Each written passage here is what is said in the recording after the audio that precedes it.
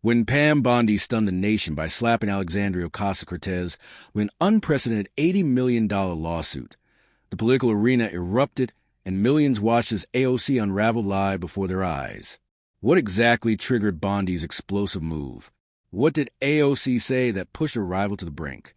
And why did the confrontation spiral out of control so quickly that even AOC's closest allies stood speechless? This wasn't just another Capitol Hill feud.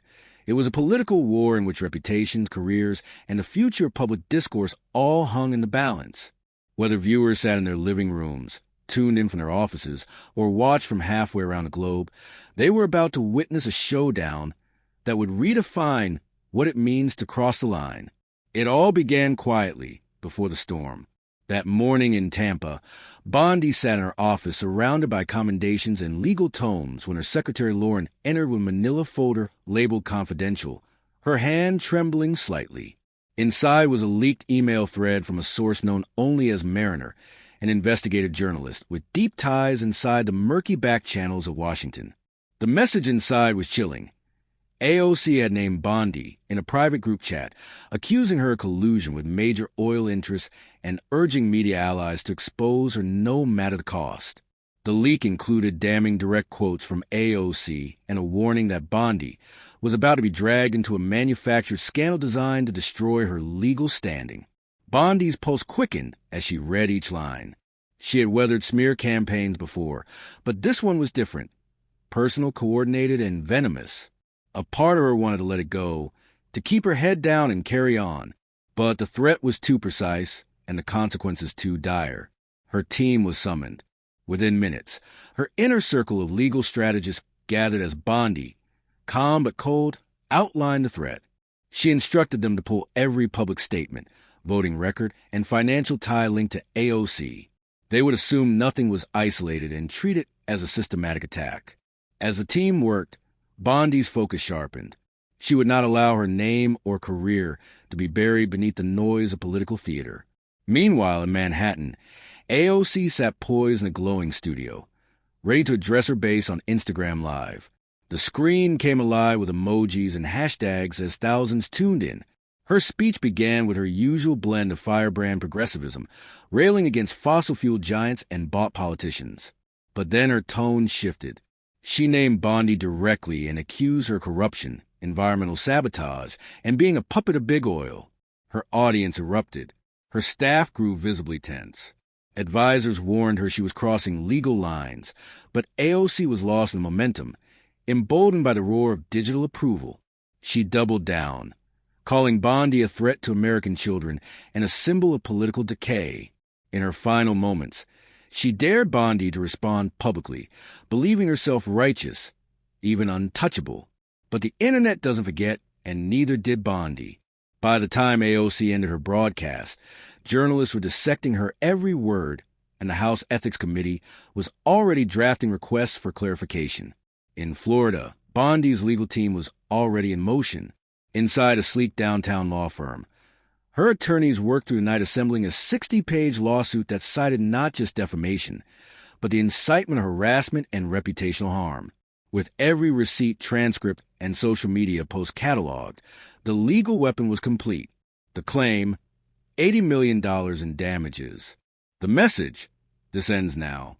As the press release hit newsrooms before dawn, the media machine roared to life. Across every major network and social media platform, headlines screamed the news of Bondi's lawsuit against AOC. Pundits picked sides. Hashtags went viral. Legal experts debated the implications. But for Bondi, this wasn't about political theater. It was about truth. It was about refusing to be destroyed by lies. And as she stood at the center of a national firestorm, she was calm, resolute, and ready, because she knew one thing for certain. Silence is never strength when the world tries to rewrite your story. When Pam Bondi stunned the nation by slapping Alexandria Ocasio-Cortez with an unprecedented $80 million zero-cent lawsuit, the political arena erupted only to watch AOC unravel live in front of millions. What triggered Bondi's explosive move? What did AOC say that pushed her rival over the edge? And why did the confrontation spiral out of control so quickly that even her closest Allies were left speechless. This was not just another Capitol Hill feud. This was war where reputations, careers, and the future of political discourse were all at stake. Are you watching from your living room, your office, or halfway around the world? Tell us in the comments. And don't blink, because the ending of this showdown will leave everyone questioning what it truly means to cross the line. So stay until the very end, because the twist will stun you. The leak before the storm began in Tampa, where Bondi's mornings were rarely quiet, but this one carried a tension she hadn't felt in years. Sunlight filtered through the blinds of her office, slanting across shelves lined with legal tomes and framed commendations. When the phone buzzed sharply and Lauren, her trusted secretary, entered with a face signaling deeper trouble than usual, she handed over a manila folder marked confidential, her fingers trembling just enough for Pam to notice. Without a word, Pam opened the folder and scanned the top page, revealing a leaked email thread from a source known only as Mariner, an investigative journalist, seasoned in Washington's dirtiest secrets. The message was short, blunt, and poisonous. AOC had named Bondi in a private group chat, accused her of colluding with major oil interests, and called for coordinated media attacks to destroy her reputation. And legal standing. The leak also carried a warning from a senior Capitol Hill staffer that Bondi was about to be set up in a scandal so severe it could end her career. Bondi's pulse hammered as she absorbed the words and recalled the familiar feeling of being hunted in the public arena, where rumors morph into headlines and headlines into verdicts before truth ever had a chance. She had survived smear campaigns before, but this was different. This was personal and calculated. And when she turned the page and read the direct quotes from AOC describing her as a puppet for dark money and someone willing to destroy the planet for a donation, Bondi's hands tense. It wasn't the insult that angered her. It was the attempt to dismantle her life's work. With a few reckless lines typed in a private chat, she felt the old instinct to ignore it, to stay above the mud. But Mariner's warning was too direct. They are coming for blood. It said if you don't fight back, you will lose more than your good name. Lauren waited nervously as bringing the team within minutes. Her senior legal counsel was assembled, a circle of seasoned legal minds capable of battling both in court and in the arena of public opinion. Bondi laid out. Bondi stared in silence until finally looking up with icy determination and instructing her that she had learned, her voice calm but sharp. This is not a misunderstanding, she said. This is a targeted attack, and it is going nuclear if we are not ready. I want every public statement AOC has made about me in the last year. I want financial records, environmental votes, and any trace of coordination between her office and activist groups. We do not assume this is isolated. We assume this is systemic. The team exchanged glances of reality setting in. This was no longer a policy dispute. It was reputational warfare. Lauren passed her another document, a printout of OC's recent cryptic social media posts. One tweet in particular reads, "Some people think they're untouchable. Not anymore." And the room chill. Bondi felt fury rising, not because of politics, but because of sheer arrogance and the threat to her integrity. She had built her name through grit and principle, and she would not let anyone rewrite that with lies. Yet she paused for a moment, considering it was worth the fight, the risk. The media stormed the attacks on her credibility. Then her phone pinged to get a message from a D.C. colleague. OC's team is briefing the press. You need to get ahead of this or they will bury you. That decided it. Bondi turned to her team with a clarity in her eyes. I've never run from a fight, and I'm not starting now. If they want to drag me to the mud, then we meet them in the arena, but on my terms. As her team mobilized and her office became a war room of strategy, Bondi herself began drafting a statement, precise, composed, yet defiant. And as the sun rose higher that morning, so did her resolve. This would not be just another political hit job swept under the rug. Pam Bondi would set the terms. She would not let her legacy be hijacked by slander and cheap theatrics. And meanwhile in Manhattan, AOC sat in a glowing studio, ready to go live on Instagram. Her team sensed the energy was different tonight.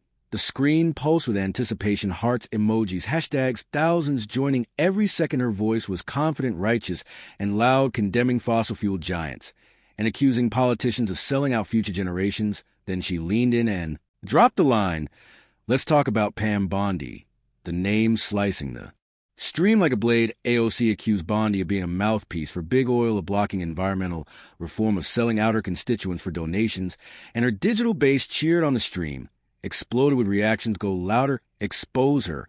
While some questioned her for proof, their voices were lost in the flood of outrage. AOC's staff grew nervous. Marcus, her advisor, watched analytics spike faster than ever and urged caution, but AOC was locked in, delivering blow after blow. She claimed. Bondi smiled. In Congress, while stabbing the people in the back, she blamed her for dirty air, abandoned communities, and legislative sabotage. And in doing so, she crossed a line that would not be undone. Natalie, her senior policy advisor, warned her that she was approaching slander, but AOC brushed it off high on the adrenaline of digital affirmation driven by her crusade to prove herself against the establishment. She challenged Bondi to respond, daring her to hide behind billionaire donors or stand up in public.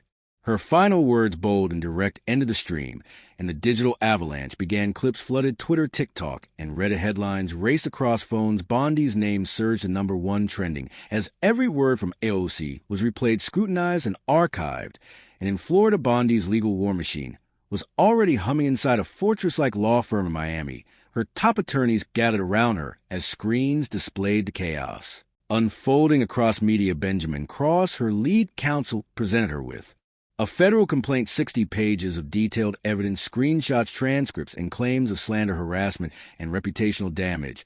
The suit demanded $80 million, not just as retribution, but as a declaration that enough was enough. Her advisors warned this would ignite the culture war. She would be called vindictive, silencing dissent, anti-progressive. But Bondi didn't flinch. AOC can talk about policy all she wants, she said, but accusing me of corruption and calling for people to destroy my name. That is not political disagreement. That is character assassination. As the firm moved into action, citation checkers, researchers, media coordinators, each prepared for the national firestorm. Elena, her media strategist, drafted a press release that would send shockwaves through every news cycle. Former Florida Attorney General Pam Bondi files defamation suit against Representative Alexandria Ocasio-Cortez, seeking $80 million in damages for knowingly false and reckless statements. As midnight approached, the complaint was filed in federal court, and the press release was sent under embargo.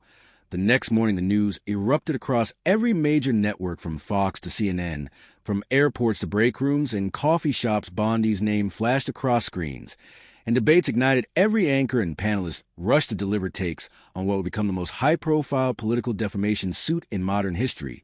But for Bondi, this was never about the noise. This was about standing for the truth and refusing to let anyone erase her legacy with lies. She knew the storm was coming,